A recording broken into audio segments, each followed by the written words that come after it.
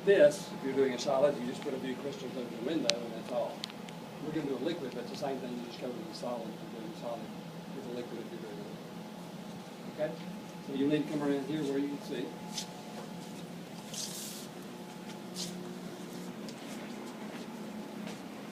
How do you get on the back so you don't lock each other? Okay.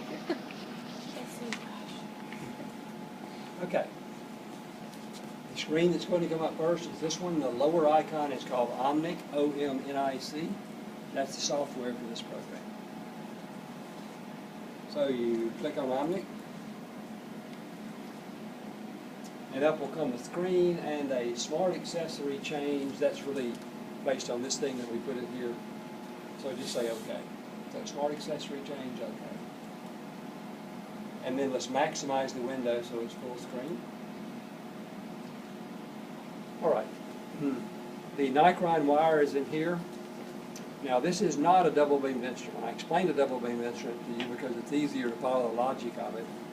This works on a mathematical program called Fourier transform. The math is way beyond me. Okay. You'd have to be a math major plus to be able to follow that. Okay. I'm not. But what it does is it produces what is called an interferogram, and then the software converts it into what you would get if you were using a double beam instrument. So the final spectrum will look like it came right out of a double beam instrument. Several advantages: speed and accuracy. Sort of hard to beat that combination. On the old double beam instrument, it took about 18 minutes to scan because that diffraction grading had to change, getting every different wavelength in the spectrum. This does it all at once. Wow. In fact, it does it 16 times and averages it. And about this rate. First sample, second sample, third sample, fourth sample displays, fifth, sixth. Time it gets to 16, it's through. You actually have a spectrum showing up after the fourth one, then it tweaks it. Okay. It's hardly even perceptible that it tweaks it. So it's pretty bad. Okay, the first thing we want to do is catch a background because there may be stuff in the air. We want to subtract that out of our sample. We have two ways of collecting background. On the software in the upper left, there's something COL, BKG, collect background. If you click on that, it will collect background. Alternatively, if you look on the instrument itself, see where it says background? Press the button. Up will come a confirmation window. Please prepare to collect the background spectrum. A totally unnecessary screen with the software people put it in there. So I guess this is where you get the right mental attitude, the appropriate stretching exercises, or whatever you need to do to be prepared. So confirmation, okay. And if you'll notice the little parallelograms down here, they'll start filling in. After about the fourth one, it will display the interferogram, which doesn't look like a spectrum much at all, does it? And once it's done 16 of them, it will be through.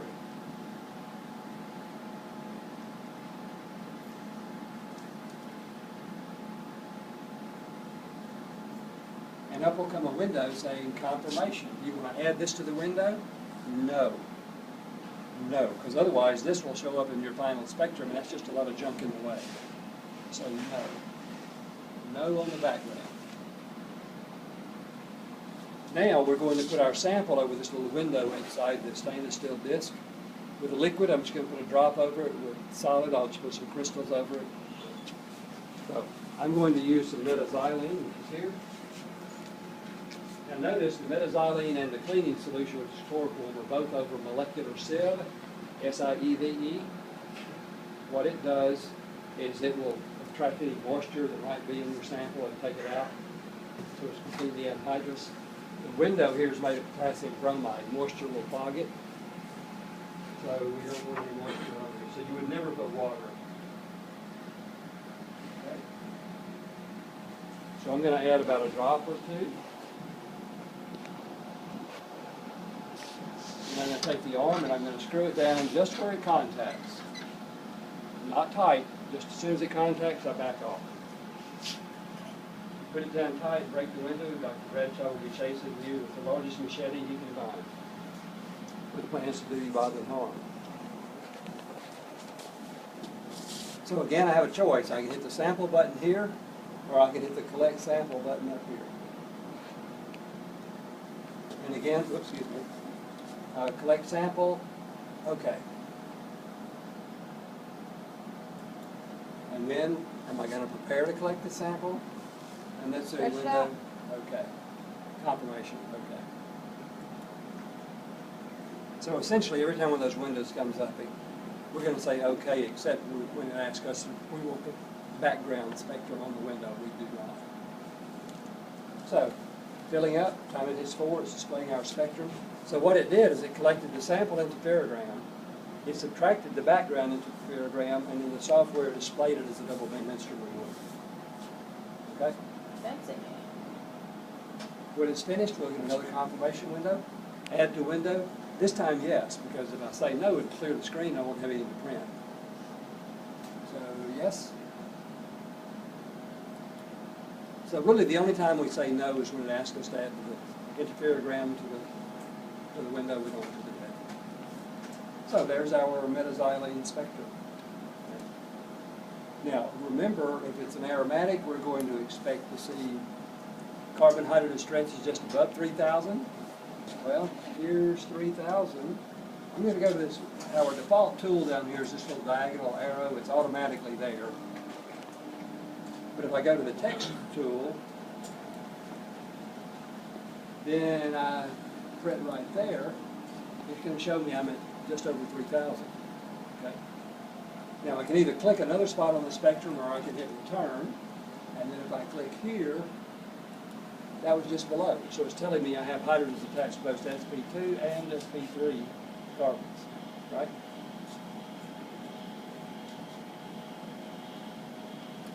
Can you print off a copy with after you click all that other points? Oh yeah. So let's go back to the diagonal arrow tool.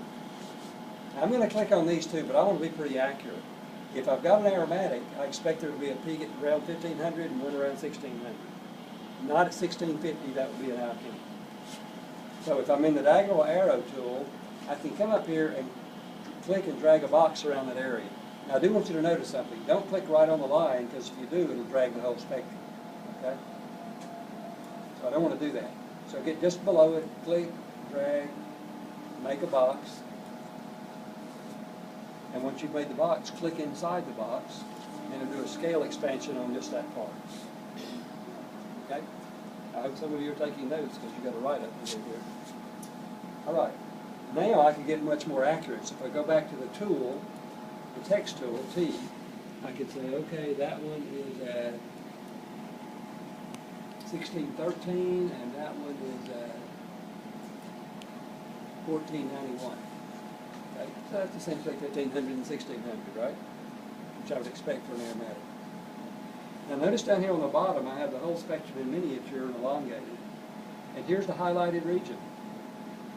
So let's say I don't really want that peak in there. All I got to do is click on this and drag it a little bit to the right.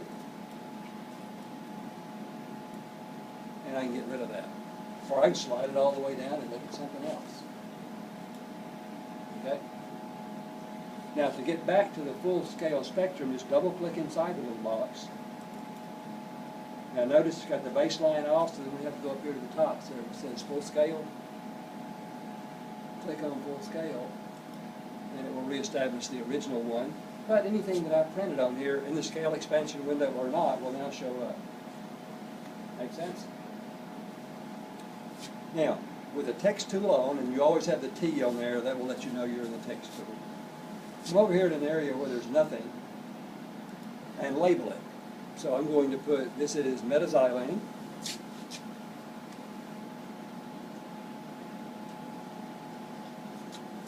And I'm going to put a comma and then 11-5-13.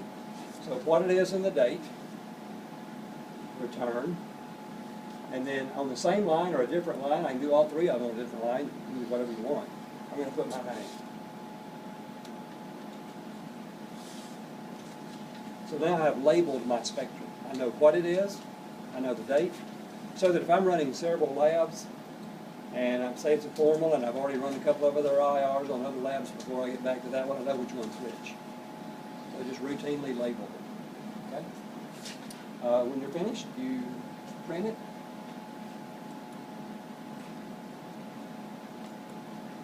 And And we'll come out over here, though I just discovered this is not the world's fastest printer. It came out in a second. No, that was from this instrument. Clark's got a series running over there with Alice. So, yeah, don't mess with this. If you mess up his run, he'll come